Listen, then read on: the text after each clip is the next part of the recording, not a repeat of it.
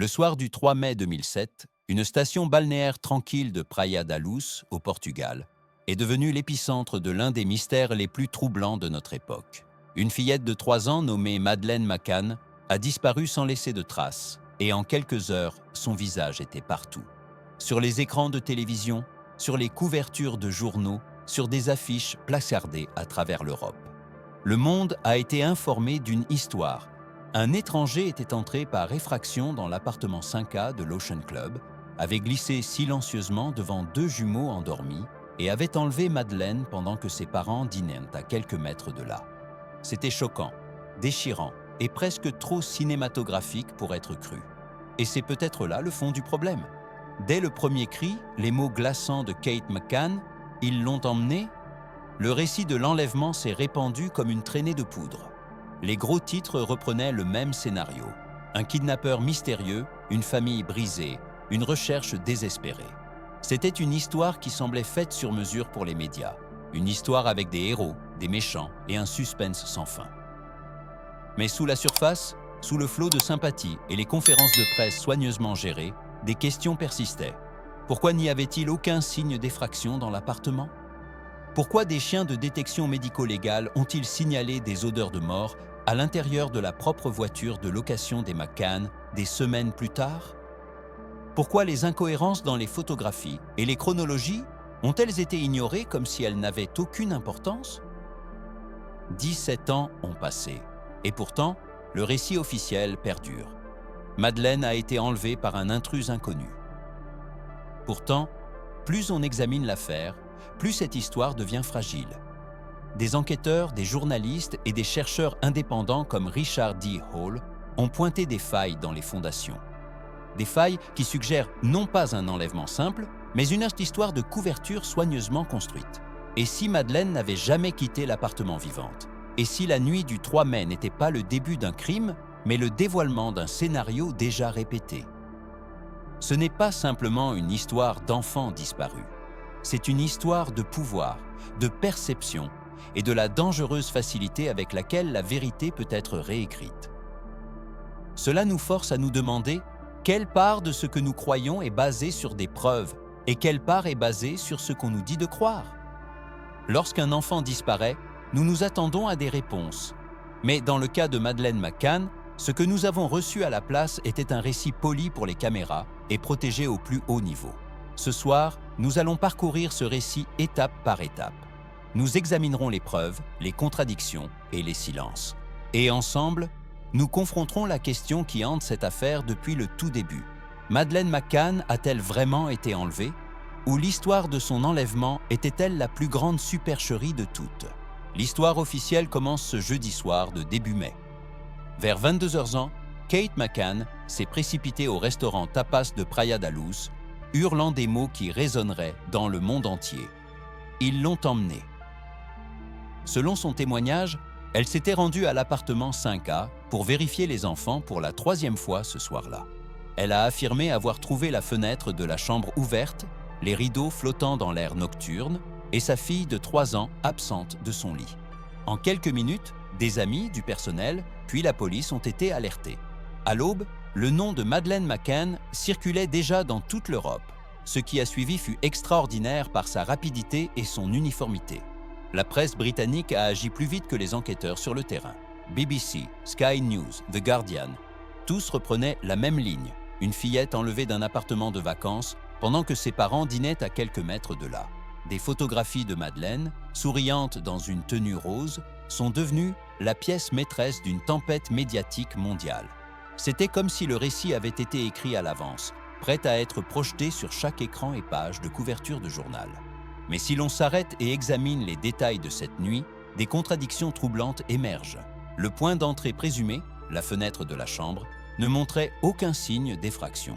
Pas de verre brisé, pas de loquet cassé, pas d'empreinte de pas sur le parterre de fleurs en dessous, pas de traces de frottement qui auraient pu être laissées par quelqu'un montant ou descendant.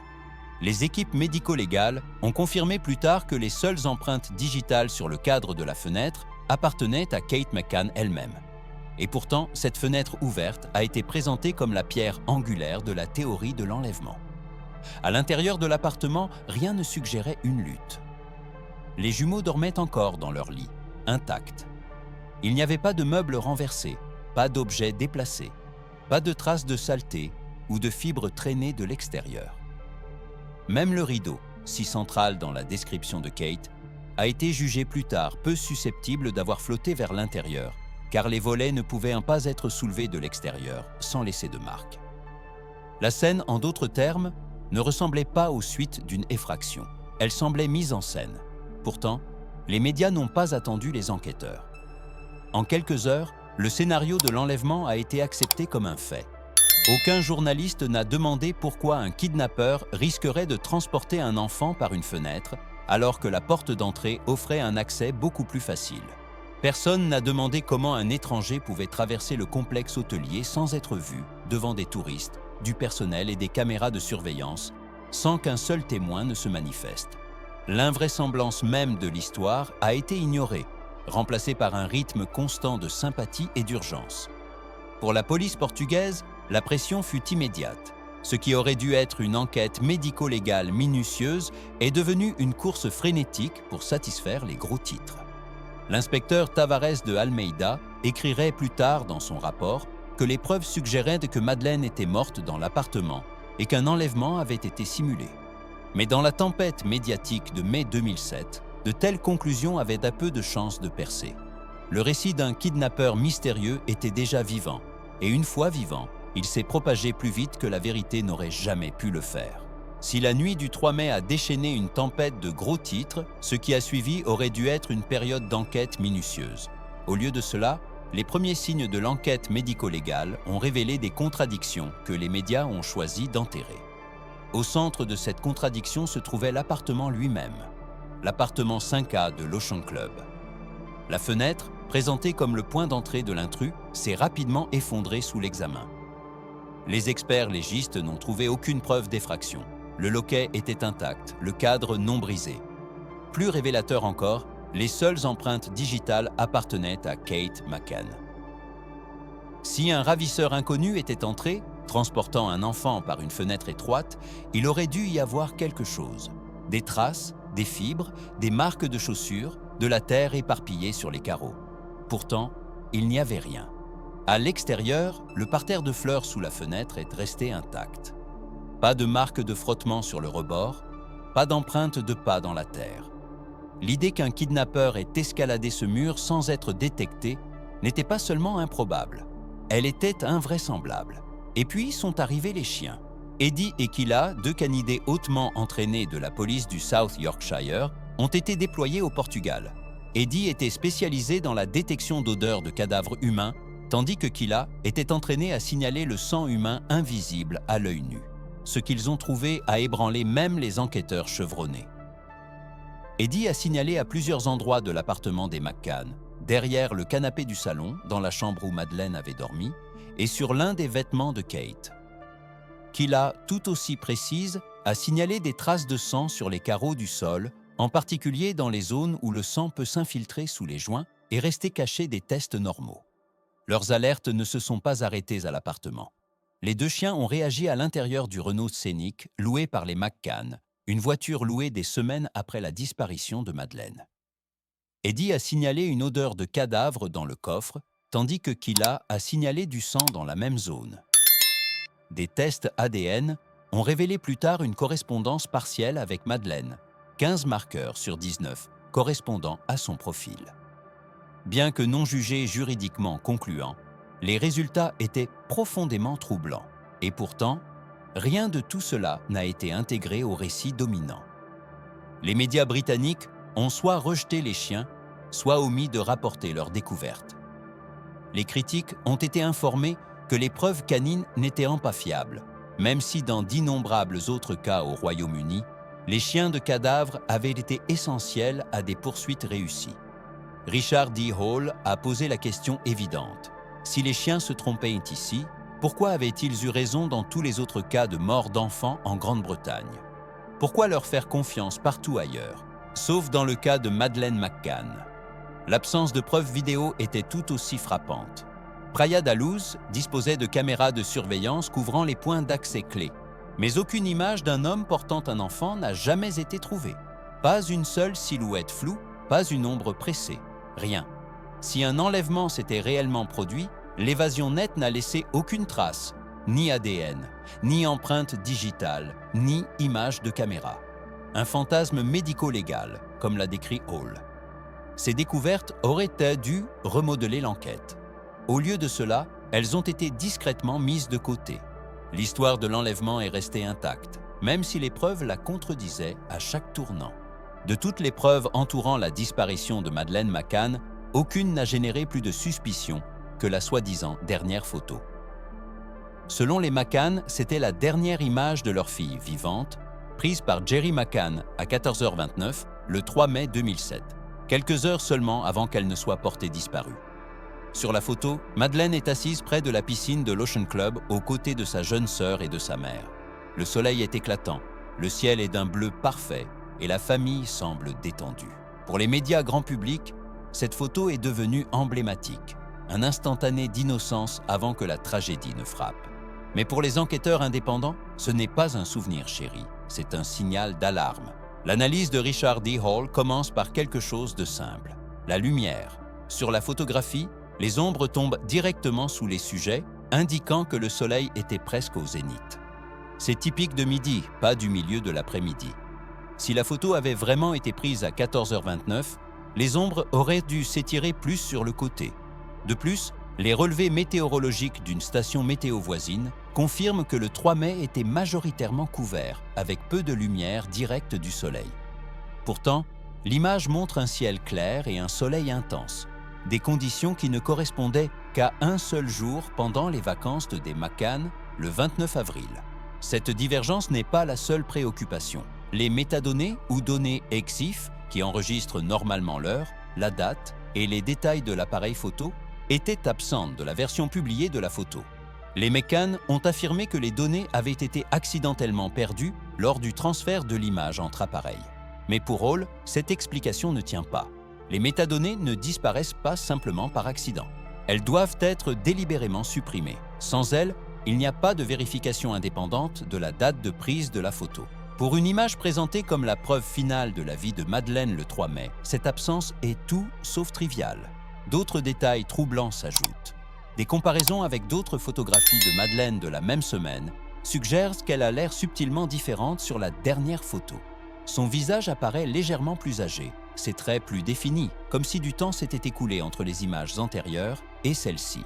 Hall soutient que cette divergence visuelle suggère que la photo au bord de la piscine n'a pas du tout été prise le 3 mai, mais plusieurs jours plus tôt, lorsque Madeleine était encore vivante et en bonne santé. Si cela est vrai, alors toute la chronologie du récit officiel s'effondre. La photo, au lieu de documenter les dernières heures de Madeleine, servirait plutôt de marqueur planté, une image soigneusement choisie pour ancrer l'histoire d'un enlèvement le 3 mai. Selon les mots de Hall, ce n'était pas une preuve, mais de la propagande. L'implication plus profonde est glaçante. Si la dernière photo a été prise le 29 avril et qu'aucune image confirmée de Madeleine n'existe entre le 30 avril et le 3 mai, alors la possibilité surgit qu'elle soit décédée avant même la nuit du 3 mai. Dans ce cas, la photographie n'était pas un souvenir, mais une couverture, une tentative de réécrire la chronologie et de détourner les soupçons. Si la dernière photo a semé le doute sur le 3 mai, les jours qui l'ont précédé révèlent un mystère encore plus profond. Entre le 30 avril et le 3 mai, il existe ce que Richard D. Hall appelle un « blackout », une lacune de 4 jours où aucune preuve indépendante ne confirme que Madeleine McCann était vivante. Pas de photographie vérifiée, pas de témoignages de témoins non ambigus, pas d'images de vidéosurveillance.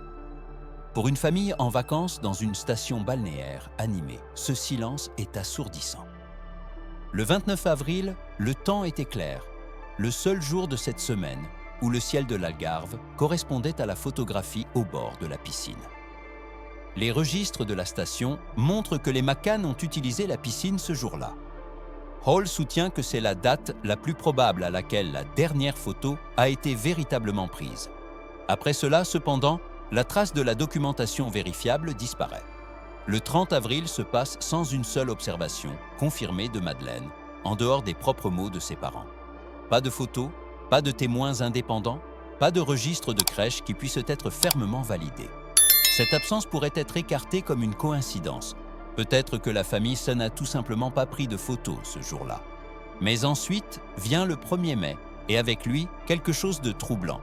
Cette nuit-là, vers 22h30, une voisine nommée Pamela Fenn, qui vivait juste au-dessus de l'appartement 5A, a rapporté avoir entendu un enfant pleurer pendant plus d'1 heure. Les pleurs ont duré jusqu'à près de minuit, et selon sa déclaration, aucune voix d'adulte n'est jamais intervenue. Personne n'est venu réconforter l'enfant. Aucune question n'a été posée sur l'incident le lendemain. Hall considère ce témoignage comme critique, peut-être le dernier son vivant de Madeleine, seule, affligée et ignorée. Si les pleurs étaient bien ceux de Madeleine, alors le 1er mai pourrait marquer le dernier moment où elle a été entendue vivante. Si ce n'était pas elle, alors qui cela aurait-il pu être? Les jumeaux étaient beaucoup plus jeunes, peu susceptibles de pleurer avec une telle intensité pendant si longtemps sans attirer l'attention parentale immédiate. L'une ou l'autre possibilité soulève des questions troublantes sur ce qui se passait dans l'appartement 5A cette nuit-là. Le 2 mai ajoute à l'inquiétude. Encore une fois, il n'existe aucune image ou observation confirmée de Madeleine. Hall signale des irrégularités dans les registres de la crèche pour ce jour, avec des incohérences d'écriture et des doutes sur l'authenticité de la signature de Kate McCann. Ces entrées ont-elles été ajustées après coup pour maintenir une chronologie? Une vérification indépendante n'a jamais eu lieu. Le 3 mai, jour de la disparition officielle, le blackout est resté ininterrompu. Aucune photographie de Madeleine n'a été prise ce matin-là. Aucun invité ou membre du personnel n'a pu confirmer l'avoir vue cet après-midi-là. La seule preuve supposée était la photo contestée de la piscine, déjà truffée d'incohérences. Au moment où Kate a donné l'alerte ce soir-là, 4 jours s'étaient écoulés sans preuve de l'existence de Madeleine. Pour Hall, ce silence n'est pas accidentel, il est stratégique. Si Madeleine est décédée subitement, que ce soit par accident ou par d'autres moyens, entre le 29 avril et le 2 mai, le blackout a permis de construire un récit. Lorsque l'alerte a finalement été donnée le 3 mai, l'histoire de l'enlèvement était déjà peaufinée et prête à remplacer les jours manquants par un événement unique et dramatique. Dans presque toutes les grandes enquêtes criminelles, les témoins jouent un rôle décisif.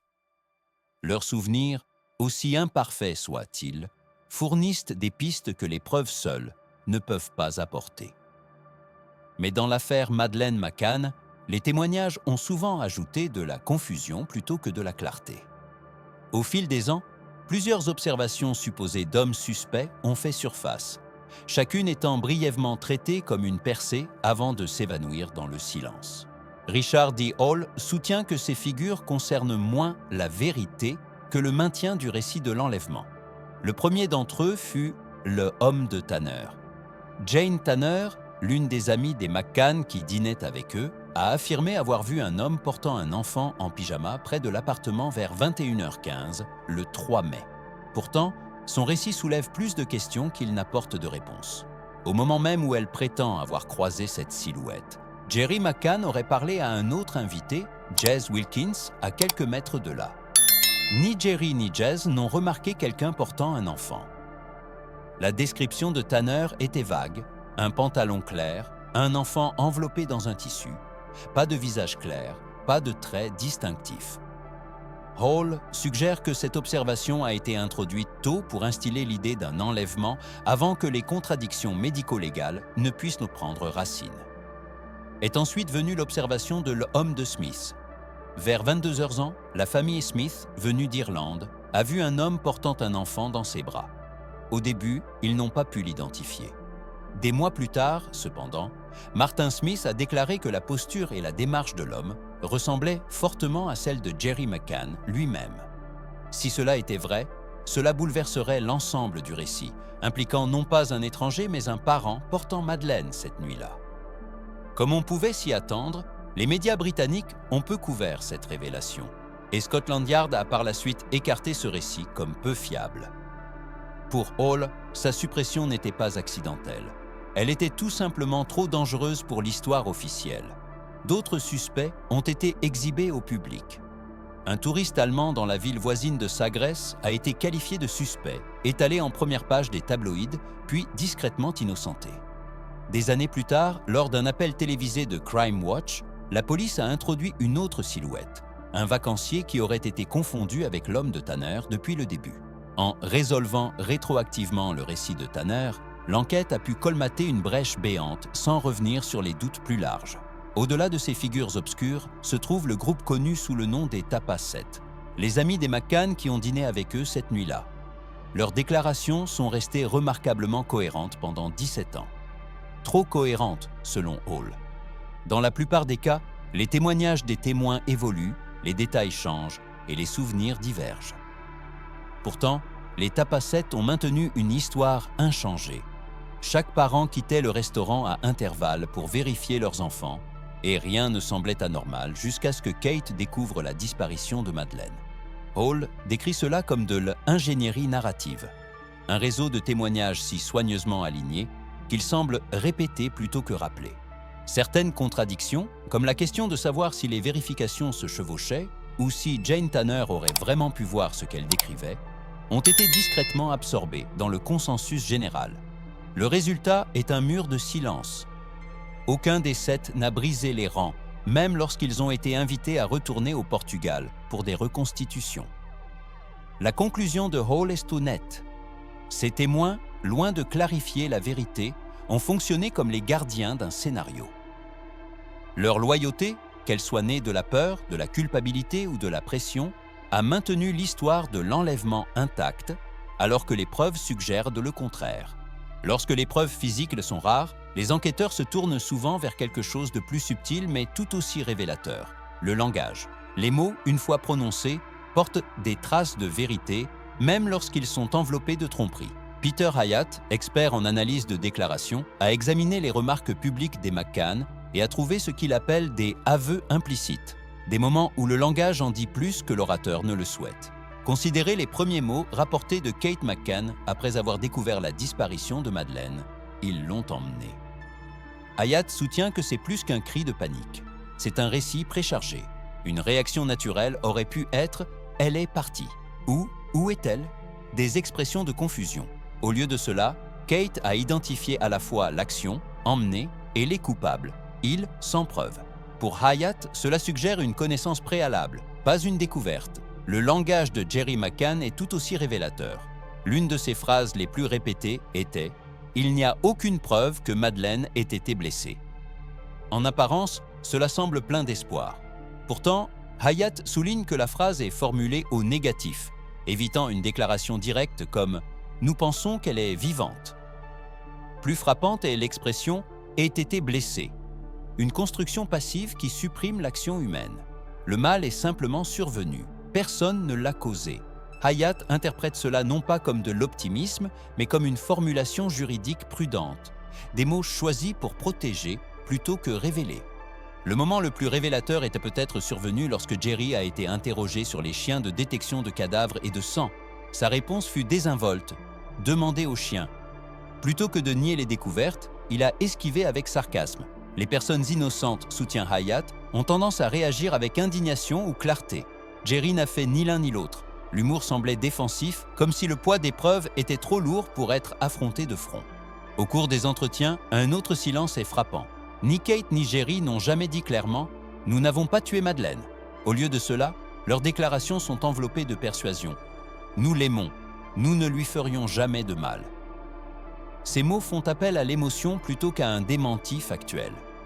Hyatt appelle cela le langage de la persuasion, pas de la vérité.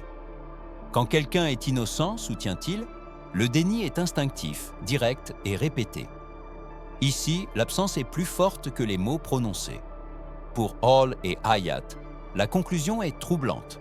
Les McCann n'ont peut-être jamais avoué ouvertement, mais dans leur discours réside un schéma de dérobade, d'explications préchargées et de silence, là où l'on s'attendrait à de la certitude.